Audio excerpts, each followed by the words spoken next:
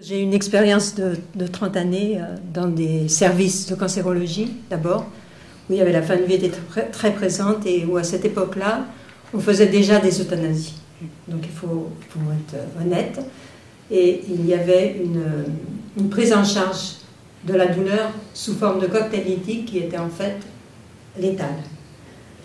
Parce que pour tous les médecins, la mort était un échec et on se disait que la morphine c'était justement létale et on ne voulait pas la faire. Donc il y avait une ambiguïté dans les mots et dans les actions. Si on s'est arrivé à des dérives énormes que j'ai connues et qu'on a, je crois, tous connues à notre époque. Et petit à petit, il est arrivé une recherche sur la prise en charge de la douleur, ce qui a permis de changer un petit peu notre accompagnement. Et aujourd'hui, on dit justement qu'on veut mourir dans la dignité. Mais je pense que tout le monde a dit ce que je voulais dire. On veut mourir dans la dignité, et qu'est-ce que ça veut dire la dignité? Il y en a pour certains, ça va vouloir dire le suicide. Et il a le droit, chacun a le droit de se suicider.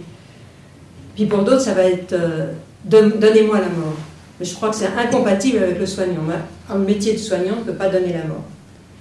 Parce que vu l'expérience que j'ai des années passées, ça irait très loin. Ça pourrait aller à nouveau à des dérives. Et le désir peut changer si les conditions changent. Donc il faut s'interroger sur pourquoi on fait cette demande de mort.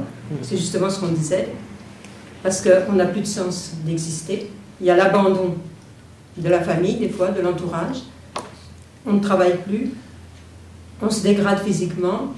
On est humilié au niveau intime. Parce qu'une toilette faite par quelqu'un d'autre, je peux vous dire en connaissance de cause, c'est pas très agréable.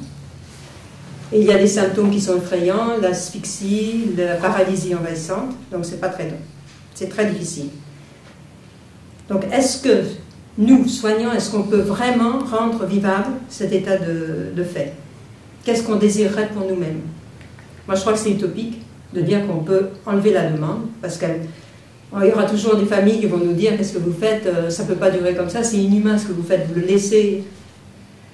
Alors donc il faut qu'on cherche. On cherche une voie intermédiaire sans donner l'espoir, parce que si on donne l'espoir, c'est encore pire que de s'acharner. Et en même temps, on ne peut pas être exécuteur létal. Donc il faudrait creuser une petite voie pour sauvegarder une petite étincelle de vie qui vaille le coup d'être vécue. Et ça, on ne saura jamais si ça vaut le coup.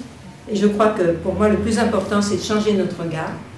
Et je crois que l'indignité, ça vient du regard que les autres portent sur nous.